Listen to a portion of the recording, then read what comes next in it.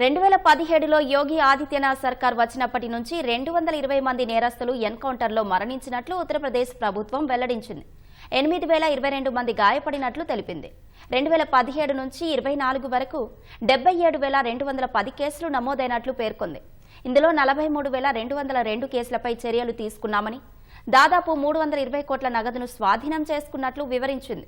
ఉత్తరప్రదేశ్ అసెంబ్లీలో బడ్జెట్ ప్రవేశపెట్టిన ఆ రాష్ట్ర ఆర్థిక మంత్రి సురేష్ ఖన్నా 2017 మార్చి 20 నుంచి 2025 జనవరి 23 వరకు క్రైమ్ రేటును వివరించారు. మాఫియా గ్యాంగ్స్టర్లపై ఉక్కుపాదం మోపుతున్నట్లు తెలిపారు. యూపీ వ్యాప్తంగా జీరో క్రైమ్ రేటును తేవడానికి నేర కార్యకలాపాలపై నిరంతరం పోరాడుతున్నట్లు చెప్పారు. ఈ మేరకు పేరు మోసిన నేరస్తులపై చర్యలు తీసుకున్నామని, దీంతో శాంతి భద్రతలు మెరుగయ్యాయని సురేష్ ఖన్నా అన్నారు. మహిళలు, మైనర్లపై నేరాలకు సంబంధించి మొత్తం 27,425 కేసులు నమోదయ్యాయన్నారు.